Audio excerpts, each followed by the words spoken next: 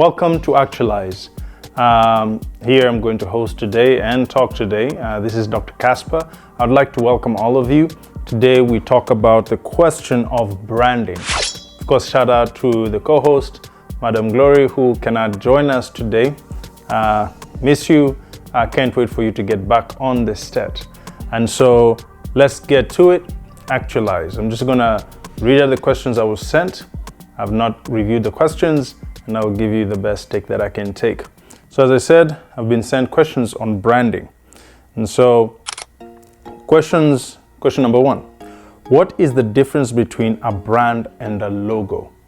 Well, this was covered in one of our conferences by a gentleman called Roy, Sir Roy. And so brand and logo, a lot of people think they're the same thing, kind of like they're intertwined. The logo is part of your brand, but it's not your brand. Your brand is how your consumers associate or what relationship your consumers have with your products or services. So your brand is really more about what relationship you have with your consumers. So it's more than the logo, right? The logo is important because when you see a logo, when you see maybe, whether you preference the brand or not, when you see a McDonald's M, you already have an association of expectation. A Walmart, Target, I'm just mentioning a few that are major. So there's an association with a logo, but what makes a logo stand out is really the brand that you've created. So for me, when I think about brand, I think about how do I build a relationship with my customers, and what type of relationship do I want to create with my customers so that every time they see a logo or hear about my company, what reaction do I want them to have? So there is also an emotive and cognitive function to a brand. I'm probably going too far. Let me go to the next question. How do you develop a unique brand identity? All right, so that's where I wanted to go to. If you want a unique brand identity, you must be able to appeal to the cognitive and emotive part of human beings, right? Cognitive has to do with mental processing, right? One of the most important things that human beings have is whenever there is a strong emotion that comes with an experience, that creates mental pathways that therefore become cemented in the back of their minds. So if it's a negative emotion during an experience, that continues to be a long-term memory if it's a positive one. So if you want a unique brand identity, you must be able to appeal to the way human beings have emotions and the way they process. So you must bring in the two, and that's in the world of marketing, right? And so that's what I think when I think of brand identity, right? The people who go ahead and do so many other things and miss out on how do my consumers think?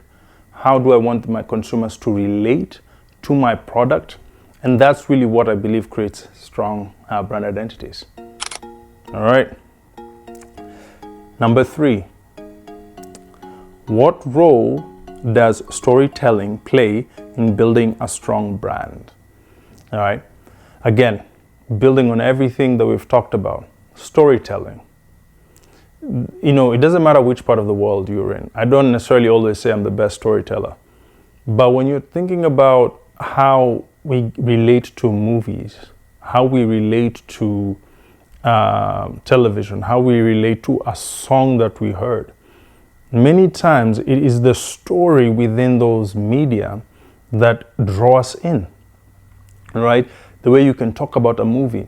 So when you're thinking about storytelling, I'm thinking about how not only in the advertising area, but what story can I build from the time this person enters my front door, right? What story am I telling to the point that they meet somebody at the counter?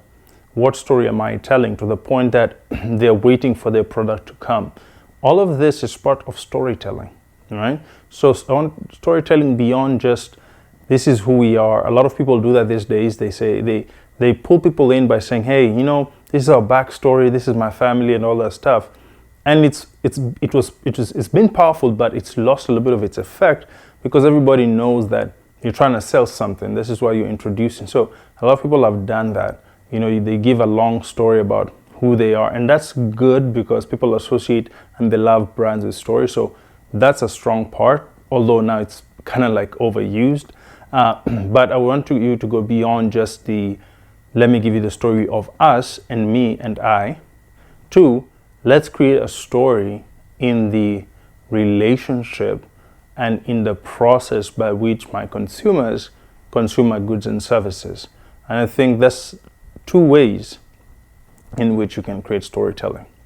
Question number 5. How can you rebrand a company without losing existing customer loyalty? All right, I got it right. Honesty. Honesty to me is the best policy when you're going to rebrand. The worst thing you can do is rebrand with dishonesty. One of the best examples I always say is Domino's, where they created a whole storyline, being honest with how they lost the roots of what they were doing, how they went cheap here, there. And then they came back and brought in this new idea, this new Domino's pizza, right? And they've been able to make a major comeback. So being able to rebrand with that story, right? There's a big thing of how do you rebrand a company without losing existing customers. You need the right team. You need to bring in the right people. Because if you rebrand with only the old people, what will end up happening, people will not even tell the difference. It will not even feel like a rebrand. So you must, I think about the story of Kia, right? Kia was this brand that most people did not really think highly of, probably at the bottom. But then they brought in the people who had unique understanding of design and technology and function. And by bringing in this new rebranding motif, they not only kept their customers by keeping fair prices, they also brought in a whole bunch of other customers with their Celtos and Tellurides and all these things. So they were unique in that they not only rebrand, kept their customers, but they built their customer base. So I think you need to go beyond, how do I rebrand without losing people?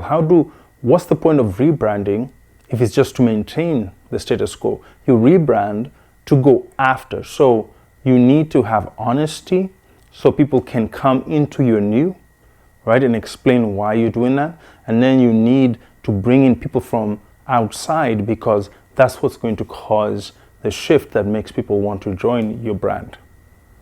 Number 6. All right. What are some common branding mistakes to avoid? All right. Some common branding mistakes to avoid. Again, one of the things I said, and this is things that I've had to learn also the hard way. Promising more than you can deliver, right? We all have this vision, there are all these things we want to do. Sometimes we are not ready. So it's important as you're branding to be honest with yourself in order to be honest with your consumers. If you promise more than you deliver, what you create is a negative emotional relationship with your brand.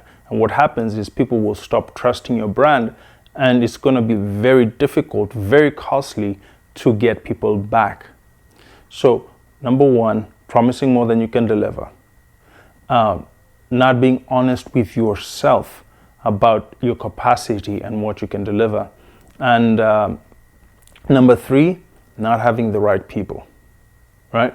We need people who can see different angles, not everybody who sees the same angle. And that will help. So those are some common mistakes that I think, not to give you too many, that I think people make when they do branding. I hope this session and discussion on branding has helped you. How would you handle the questions on brands, right? How would you build your brand? Please let us know in the comment below what you think about brands, how you'll build a brand, what are some common mistakes, and how can you give advice with people moving forward. If you've loved this session, please do us a favor, like, subscribe, and share with someone who needs advice on branding. Again, this is Dr. Casper. Thanking you for joining us, and I'll see you. Bye-bye. Question number 5. How can you rebrand a company without exiting customer loyalty? Hold on. Let me reread that.